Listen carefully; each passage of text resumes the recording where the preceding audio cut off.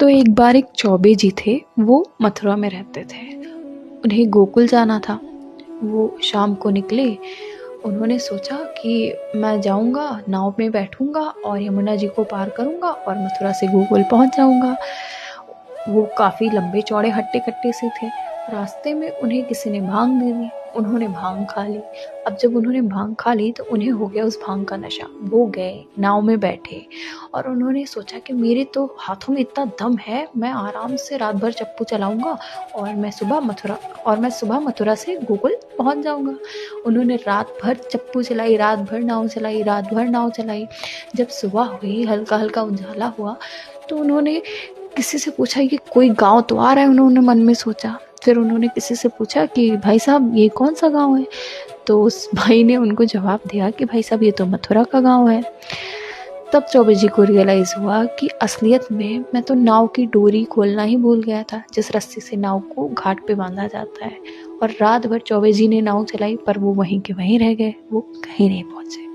अब इस कहानी का सारांश ये है कि हम ह्यूमंस, हम भक्ति करते हैं, स्पिरिचुअलिटी करते हैं, पर हम अपने पैसे के, अपने धन के, अपने अहंकार के, अपने पद के नशे में इतने चूर होते हैं कि हम वो जो घाट पे बंधी हुई रस्सी है, जो हमारी रस्सी है, जिससे हमने किसी व्यक्ति से, किसी रिजल्ट से, किसी दूसरी सांसारिक वस्तु से बांध के रखा है, हम उस रस्सी को खोलना ही भूल जाते हैं।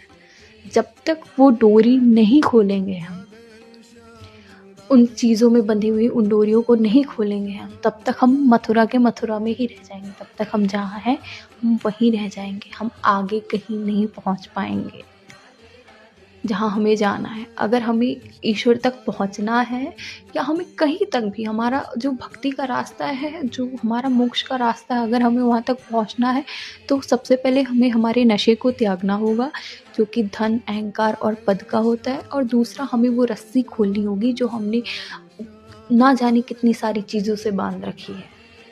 राधे राधे। लाइक करना और मुझे फॉलो करना मत भूलिएगा, और कमेंट में उन लोगों को टैग करना मत भूलिएगा जो चौबे जी है।